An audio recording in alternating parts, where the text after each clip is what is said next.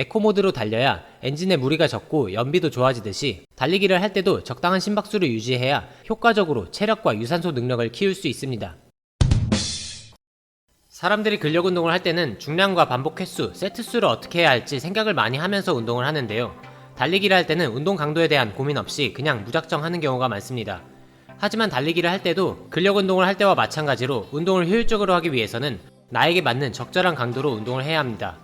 이번 영상에서는 운동 강도를 정할 때 심박수를 활용하는 법을 알려드리겠습니다. 우선 달리기는 어디 운동일까요? 달리기를 하면 물론 허벅지나 종아리 등의 골격근도 운동이 되기는 하지만 달리기를 비롯해 전신을 사용하는 유산소성 운동을 할 때 가장 크게 부하를 받는 건 심장과 폐입니다.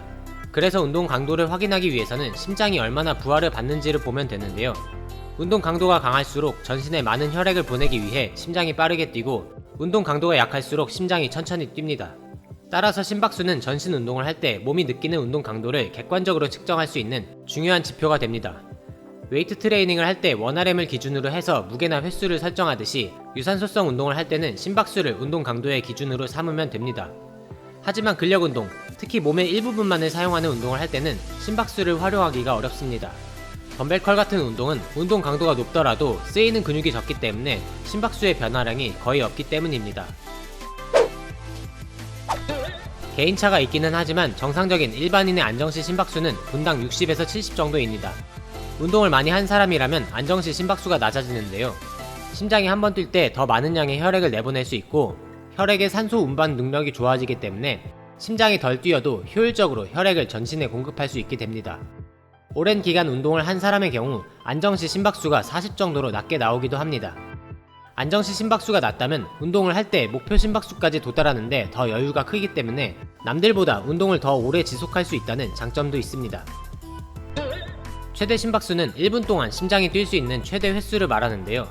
최대 심박수를 직접 측정하기는 힘들기 때문에 일반적으로는 220에서 나이를 빼서 최대 심박수라고 간단하게 추정합니다.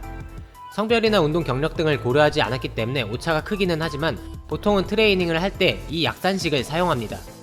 최대 심박수는 웨이트 트레이닝에서의 원RM과 비슷한 개념입니다.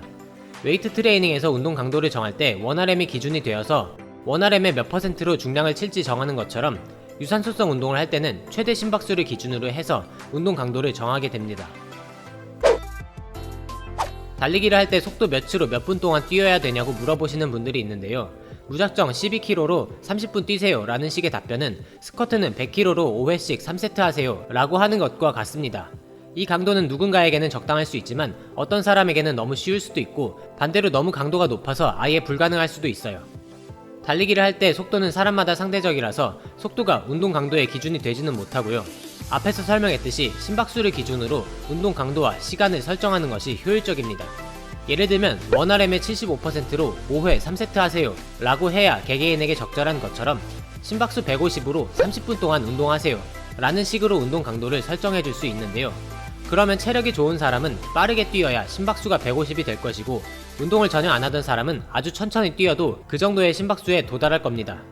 겉으로 보기에 두 사람의 운동 속도는 많이 다르겠지만 각자에게는 적절한 강도의 운동이 될 수 있고요. 운동을 할 때 목표 심박수를 설정하는 방법은 여러 가지가 있는데요. 가장 단순한 방법은 최대 심박수를 기준으로 목표 심박수를 설정하는 겁니다. ACSM 가이드라인에 따르면 최대 심박수의 55에서 90%의 강도로 운동을 권하고 있습니다. 본인의 최대 심박수가 180이라고 할 때 만약 80%의 강도로 운동을 하고 싶다면 180 곱하기 0.8, 144를 목표 심박수로 설정하면 됩니다. 하지만 이 방법은 안정시 심박수가 어떤지에 따라 난이도가 다르게 잡히는데요. 안정시 심박수가 낮은 사람은 목표 심박수에 도달하려면 상대적으로 심박수가 많이 증가해야 하고 안정시 심박수가 높은 사람은 심박수가 조금만 증가해도 목표 심박수에 도달합니다. 그래서 여유 심박수를 고려해서 운동 강도를 설정하는 방법으로 카르보넨 공식을 이용하기도 합니다. 최대 심박수에서 안정시 심박수를 뺀 값을 여유 심박수라고 하는데요. 여유 심박수의 운동 강도를 곱한 값에 안정시 심박수를 더한 값이 목표 심박수가 됩니다. 만약 안정시 심박수가 60이고 최대 심박수가 180인 사람이 80%의 강도로 운동을 하고 싶다면 여유 심박수의 80%를 곱한 120 곱하기 0.8, 96을 안정시 심박수에 더해서 96 더하기 60, 156을 목표 심박수로 설정하면 됩니다. 목표 심박수는 일반적으로 60에서 80% 사이에서 정하면 적당합니다. 만약 심박수를 계산하는 게 귀찮다면 목표 심박수를 그냥 130에서 160 사이에서 정해주세요. 예를 들어 150을 목표 심박수로 잡았다면 달리기를 시작해서 목표 심박수에 도달할 때까지 조금씩 속도를 올려주세요. 심박수를 계속 150으로 유지하면서 뛰면 되고 운동 시간은 20분에서 40분 정도 달리면 됩니다. 일정하던 심박수가 갑자기 높아진다면 속도를 줄이거나 운동을 중단하세요. 심박수가 갑자기 높아지는 건 유산소 대사가 아닌 당분의 과정에 더 의존하면서 젖산이 축적되고 피로가 쌓인다는 뜻입니다. 웨어러블 기기가 있다면 심박수가 너무 높아질 때 경고하도록 세팅을 해주세요. 웨어러블 기기가 없거나 심박수를 측정하기가 어렵다면 달리면서도 짧은 대화가 가능할 정도의 강도를 유지하면 됩니다. 건강이나 심폐지구력을 목표로 운동을 한다면 이 정도로만 해도 충분합니다. 숨이 턱끝까지 찰 정도로 달리지는 마세요. 훈련은 테스트가 아닙니다. 운동할 때는 꼭 한계까지 달려야 하고 이렇게 해야 체력이 는다는 분도 계실 수 있습니다. 하지만 숨이 턱끝까지 찰 정도로 최대 심박수까지 운동을 하는 건 자동차로 치면 엔진의 최대 출력으로 달리는 것과 똑같습니다.